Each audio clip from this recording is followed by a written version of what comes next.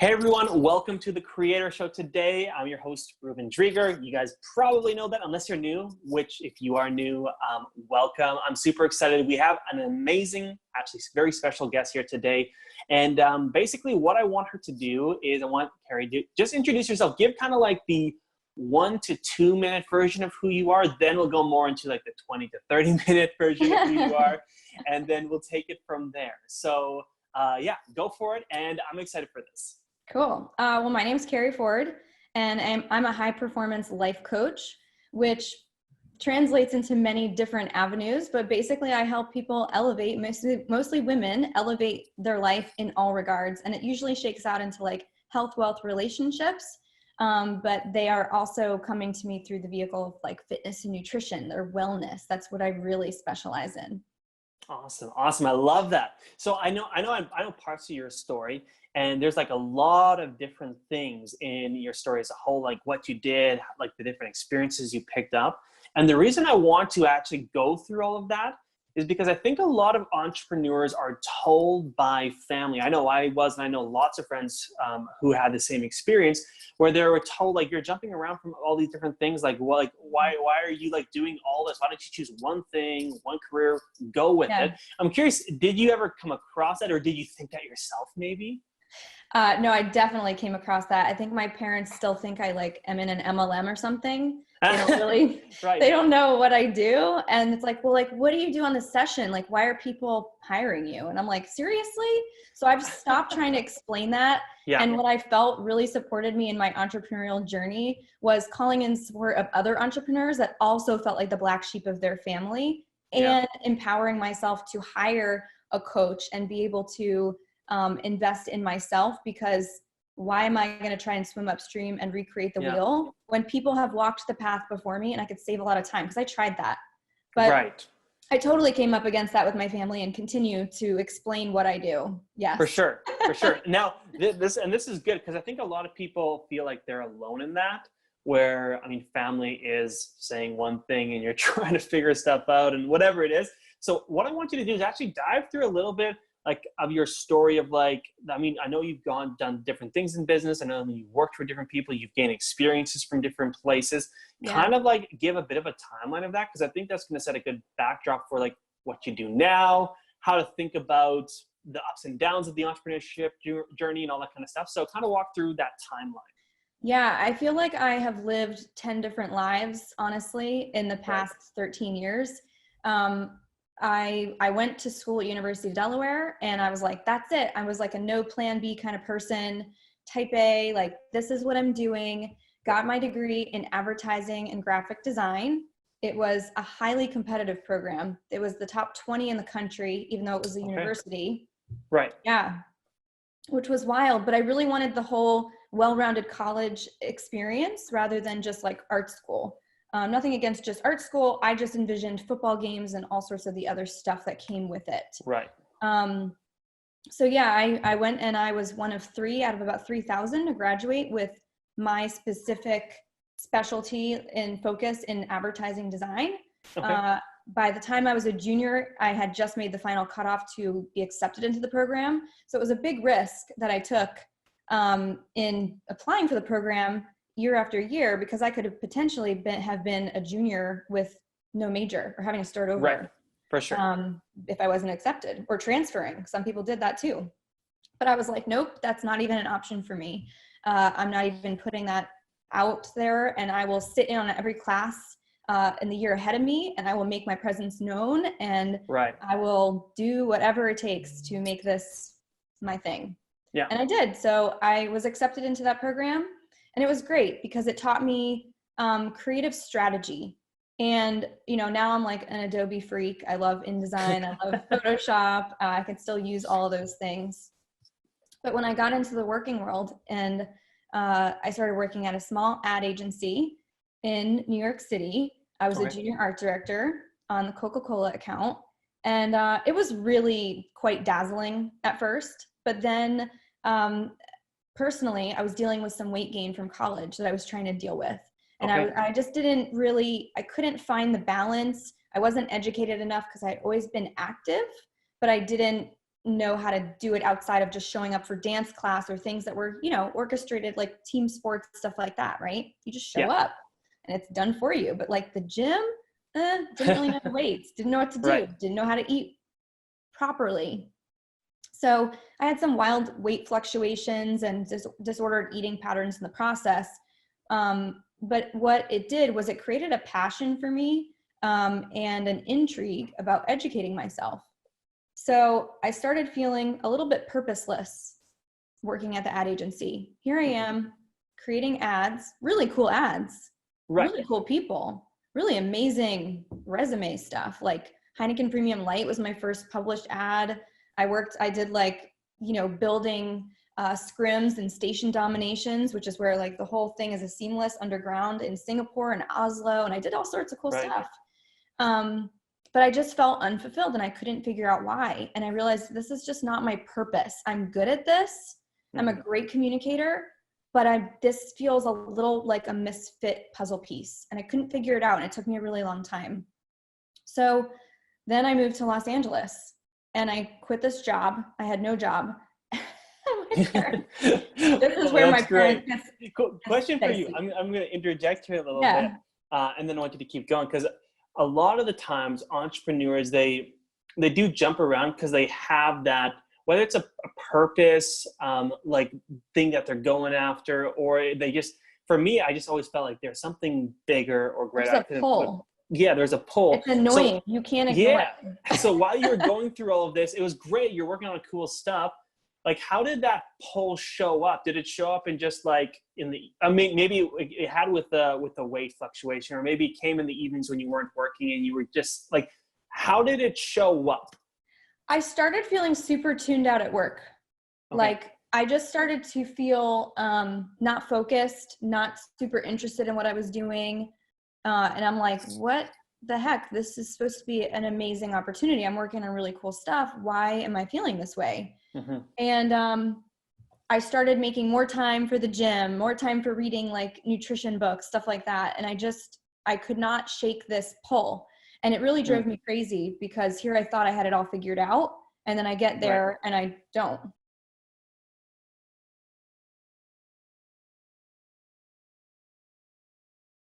We just helped you pay for a college education that was at least $125,000. Yeah. You have this plan that you've been gung-ho about. I mean, literally doing double coursework to make myself known, get accepted in the program, moved to New York. And I'm like, nah. So I started working at a protein smoothie shop. The oldest one there. My parents are like, what are you even doing? Like, you moved to Hollywood. And at the time, I ended up marrying the guy I moved out there with, because he was from there. Right. So I was like, this is amazing. He had a condo there. And I was like, this is great. It just felt like the natural next step. And so we moved out there. I'm working at a protein smoothie shop. I'm the oldest one there. I mean, everyone was like in high school or college, because that's the kind of jobs that you have. Right. Totally. And I'm college educated, have worked in advertising, doing like large ad campaigns. And my parents are like, what the bleep? Like, what are you doing? And I'm like, I don't know, but like, I just feel like I'm in the right place. So I started getting my certification in personal training, which is like about, 2 to 3 months or something like that. This was a while ago. This is in 2008. Okay. And I was waiting on, so you're in Hollywood, right? So I see Bob Harper from The Biggest Loser there, Jillian Michaels. Bob Harper, I remember he asked me a question. He goes, so how is this smoothie X amount of calories? I said, well, calorically, a cup of broccoli has what, 30 calories? And he goes, I'm sorry, I'm Bob Harper. What's your name? Because he was impressed that I knew these, really detailed things. And I was like, yeah, I know who you are. Yeah. You're like, I'm smart, actually. Yeah. So I met a celebrity trainer, started forming a relationship with her. She got me into this gym that didn't even have a sign on the door. That's how you had to know the gym was there. It was in the back of an alleyway. Really? Yeah, they didn't. So you had to have a trainer or be taking spin class in order to work out there. Fancy. So I started managing the front desk and still studying for my certs. And at the same time, I was getting my spin certification to teach spin classes. So I was able to start shadowing these trainers that were like in Us Weekly, watching celebrities come through the door. I'm managing the gym. I'm, working the front desk. I'm doing a little bit of everything, but it was just so like, everything just kind of fell together. All the right people at the right time. Yeah. Okay. Very, very cool.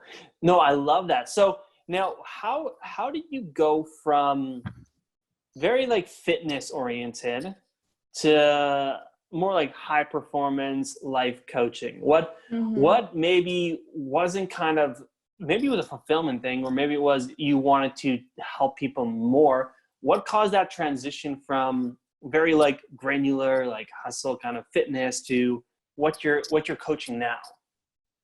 Yeah, I kind of played, as we all do in the online space, with our messaging and what was resonating with me. And for a while, I was just kind of lost in who am I with my voice, and feeling like doing the cosmopolitan, fluffy workouts with 3-pound weights just didn't feel right to me.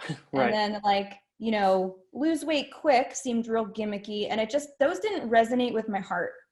And I just knew that it was deeper. And like my why was having that moment where I looked in the mirror and I hated what I saw, like when I had my eating disorder. And I remember no one should feel this way. And how amazing is it that people can look at me and think, I never would have thought that she would have felt that way. Mm-hmm. And that was my why in how I get to inspire people and lead them. But long story short, after doing a lot of nutrition and fitness coaching, I realized it was never really about the cake. It was never really about the pant size. It was about the mindset behind it that kept them choosing something subconsciously, or kept them stuck in a pattern. Or really the reason they were coming to me wasn't about their genes. It was about they feel unfulfilled in their marriage, and thus have no intimacy, and therefore feel worthless. And it all goes back to like, okay, well, what does that remind you of? So as I deepened my own inner journey and did work on myself and invested finally in the coaching for mindset, for business, for whatever, and started to value myself, I realized that the value I could offer was so much deeper. Right. No, I love that. And this is something I wanted to dive in on this podcast today, which is I wanted to dive into, because I know you've worked with a ton of people with their health, their fitness, their mindset. And I wanted to, because I know a lot of our listeners are business oriented people. I want to talk about maybe some of those shifts, whether it's a mindset thing or a performance thing, that you've noticed not only elevated your own business, but I know you've done some business coaching that's elevated like people that you've worked with in their work. Because I think a lot of us and for myself even, I'm really big on strategy and systems, which are great. I mean, they move the needle, no questions asked. But oftentimes the vessel who does the actions needs to come from a place of belief, right? Like strong belief is a massive one. Yeah, money mindset can also be something that people need to work on. But usually, again, that comes down to, again, a belief, right? So talk through maybe some of your most important shifts that elevated your business and have helped you elevate other people's businesses. Yeah, I realized I didn't have to do it like everybody else. And also simultaneously that I didn't have to recreate the wheel. And that's when I started investing in my own coaching.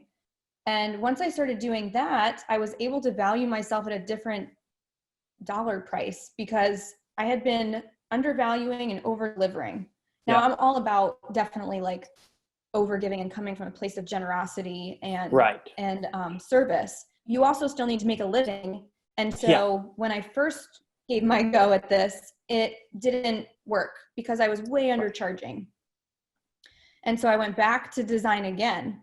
But it's funny because even when I went back to design, I found my way into coaching there. And so I started, actually I was running a marketing department at a luxury real estate company, but the agents are all free agents. And so what we would do is have strategy sessions around game plans for their business. How can we win new business? How can we keep your business? How can we almost, profile sellers so that you seem like the obvious choice for the job, right? So it was sales and marketing all in one. And then on the other side, we have to retain agents. So it's still a sales dance in terms of what I'm delivering as the agents for clients, internally.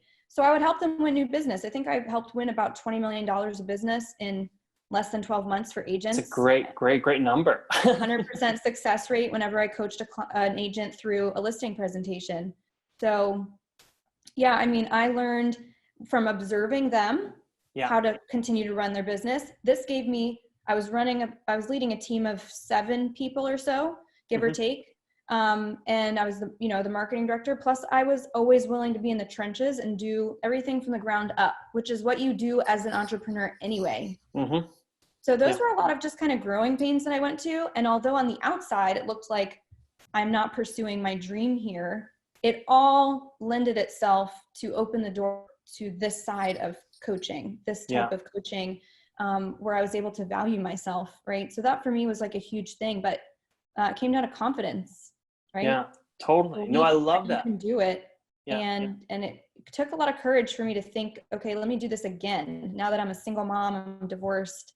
And like, this was the first time I lived on my own ever, paid my own bills. So that was really scary simultaneously while jumping into running my own business again, when I kind of felt like a failure before. Right. Totally. So how does one build back that confidence structure or that framework? Because I mean, every entrepreneur has ups and downs. And I feel like I'm saying probably because maybe it's not always the case, but I think probably the people who are most successful are the people who learn how to create belief the fastest, where they had a failure, but they created belief back in themselves to get back at it. So, and maybe you can speak to that, or even speak to what's a literal thing, an action, an activity that someone can do to build belief, because it stops so many people. And so, speak to that. Yeah. Hire a coach to call you out on your own bullshit. Are you tired of complaining? Are you tired of feeling stuck? Great. Call someone that's going to level you up and have you grow uncomfortably to the next level, because you're going to close all the back doors. You're going to be scared out of your mind. But if you're ready to take the jump and be all in, then you're going to be all in. So you've got to commit to that process, and you have to have the confidence and the faith that it's going to work out, because you have this pull, this desire that is annoying. I remember even being pissed off, like, why is this my thing? I feel like I'm making it so hard on myself. My parents are like, you're nuts.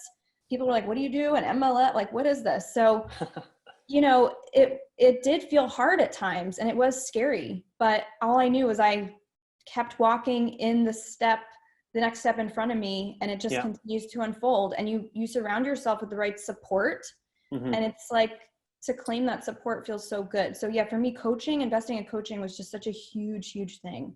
Because I could work past my limiting beliefs, because I didn't even know they were limiting beliefs. I didn't know. They were my patterns. That's the reason. I mean, we often need people on the outside to look in, and also to build the muscle of self-awareness, right? Yes. Because I think that's one of the key things to any kind of growth is being self-aware of where you're actually at and what's going on. Yesterday, I have weekly therapy, and we had to do it virtually this time because obviously what's stuff going on in the world. But we were talking about it, and I was like, hey, and I was telling my therapist how I was becoming self-aware of certain things in my life. And it just felt good to actually have the awareness to be like, hey, I felt this when this happened, and it's because of that. And now I'm going to start to heal it. And that was such a big moment for me, is because, and I'll share the literal example of what happened. So back in the day, about 4.5 years ago, like Terry and I, we were like more broke than ever. And like oftentimes when we go out and we try to pay with our debit card or credit card, it would get declined. Right. And so even to this day, whenever I'm paying for something, my eyes are like glued to that screen until it says approved. Right.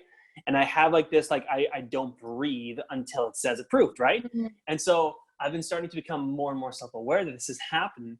And I was sharing that with my therapist. I'm like, now I'm going to start to try to heal that and start to become confident. Because I know like it's not going to be declined anymore. But it still had that little bit of a belief of like, what if it does? So it's some of those things take years to kind of get back, even when there's no logical reason for the fear to be there. But so I'm sure you've probably had experience like that too. Oh, all the time. And it's a continual journey that when you put yourself front and center, vulnerably in the public eye or in the leadership space, that you also, if I'm going to call my clients to do this work, I get to do this work on myself too. And it's an ever unfolding, ever evolving journey, but that's the cool part. And there's layers, and like stuff comes up, and it's not always like rainbows and butterflies, but I've certainly had fears like that. And parts of me that I didn't know were even limiting beliefs until someone else could call me out on it. But we can't change that which we're not conscious of. And awareness is one thing, but making a new choice there is another. Stepping into action after the awareness is really where the creation starts to occur. Exactly. Yeah. No, awareness is great, but a lot of people are aware and never change. Like, oh, I know I do that. Okay, well, what are you going to choose? Because whatever you're not changing, you're choosing, is the quote I had seen recently. And it's so true. So you can acknowledge I have this pattern and I'm doing this, but you're choosing it if you don't choose something else. Something new. Yeah. No, exactly. No, 100%. You have to, basically, you have to build a new habit to replace the old one, right? It's or a new it's like lots of people, they quit a certain habit, like let's say smoking or drinking, and then they choose fitness instead, right? So it's replacing one thing with another that's a healthier one. So okay, no, I love this. I want to go through 3 quick things. First thing actually is I wanted to, I mean, everyone listening to this, one of the things I'm really excited about is that Keri's actually a part of our CCI team. She's been actually starting to work with a lot of our clients, and I'm super excited for all of that, for one. And I mean, just speak quickly to that. I don't know even what you should say about that, but I'm excited to have you on the team. And I want to let everyone know that we're going to get them to all go check out your stuff because you have some really great stuff. So, Ruben's program, Coaches Creating Impact, does just that. Like, we get to, as co-coaches, have a thumbprint and have an influence on the leaders in the coaching space that are up and coming, or are scaling, or have already kind of broken through, a ceiling and are ready to find the next breaking point, the next up level. And to me, that's amazing, because it's about so much more than just sales and posing with, your Mercedes-Benz in a picture, or, trying to push your product on everybody in a DM conversation. We get to serve from a heart-centered space. It's a privilege. It's a blessing. It's not something I take for granted a second. I am so honored anytime anyone chooses to work with me. Anytime anyone asks me a question, they value my opinion, and to help continue to bring it into the space of leading other coaches, to have them remember, like, yes, you get to value yourself, but you get to lead first. You get to serve first. That's why we're here. That's your why. Don't ever lose sight of that. And so for me, that's so important to be part of shaping and creating other leaders in the space. Yeah, no, and I'm excited to have you on our team. I mean, you already know, because you've been with our team for a while now. Like, we're trying to create a great culture, a place where we can have fun, but also where we're making massive changes for people. It's actually incredible. I told you on the team call this last week.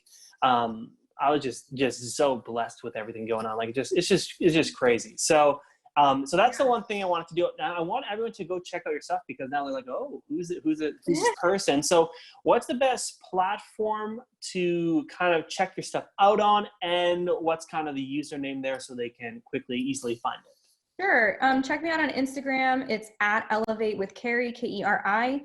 And you can also just hop over to my website if you want to read a little bit more. It's elevatewithkeri.com. But I'm on Facebook. You can find me. Keri Ford is a pretty general name, but my website has all the links, and Instagram should link to stuff too. So you can start there. Perfect. Yeah, guys, check it out. Because I know a lot of you, obviously are wanting to work with me and my team, and she's another amazing member of our team. So last thing I wanted to go through, and this can either be a super simple answer, or there's a million different answers to it, but I want you to give maybe the one hack or tip on how do you create something new in your life? How do you get into design mode? And what's one of the main, we're going to call it a hack, that allows you to get into that mode? So basically when someone's trying to create a new future in their life, so whether it's they're trying to improve, and I feel principles, they apply across the map. They're like the same principles of how do you create something new in business, or in a relationship, or for your health. what's the juice that allows you to go from like living life by default to stepping up and then designing it? Yeah. I really focus on envisioning how I want to feel at the end result of whatever that thing is. So if it's in a relationship, how do I want to feel in that relationship? If it's with a program, or, you know, a while ago when I first started this, I kept telling myself, I'm on a wait list. I'm on a wait list. How does that feel to be on a wait list? I'm now on a wait list for my one-to-ones. So you get to be that first, right? And then you believe that, have the confidence, and then there is no other option. And it's not from a place of forcing I used to act from, or no plan B, I'm going to figure this out. It's just like, it just is. And you have faith, and you just kind of let go there. Right. So that feels good to me. And I really focus on how it feels. What kind of life do I really envision? And I can have it all. I get to create the rules. Yeah. Okay, perfect. I love that. No, envision the feeling. Everyone write that down. Write that down right now. I think that's going to be really important for a lot of people. Yeah. And it, you know, through meditation, I think that has helped me connect to myself, like rather to declutter. What do they think? What's my parents' opinion? Do I have their approval? Did I get enough likes on this post? Whatever. None of that matters. It just matters how you feel about it and what feels good to you. Good. I love that. That's so good. No, this has been great. Like, thank you so much for being on, Keri. I know a lot of people, I mean, we talk about tactics and strategy all the time. And so it's really good to have even just, talking about building the belief, talking about learning how to kind of get into the feeling centers of your life. Right. So, I mean, thank you for being on. Thank you for sharing that, getting vulnerable, sharing your story. Everyone, make sure you go check out her stuff. And if this was a helpful podcast, you can obviously share it on Instagram stories and tag us both. It's obviously, your Instagram is Elevate with Keri, and then mine is obviously just Ruben Drika. So anyways, guys, thanks for jumping on today and listening or watching on YouTube. We'll see you guys in the next episode, and bye for now, everybody.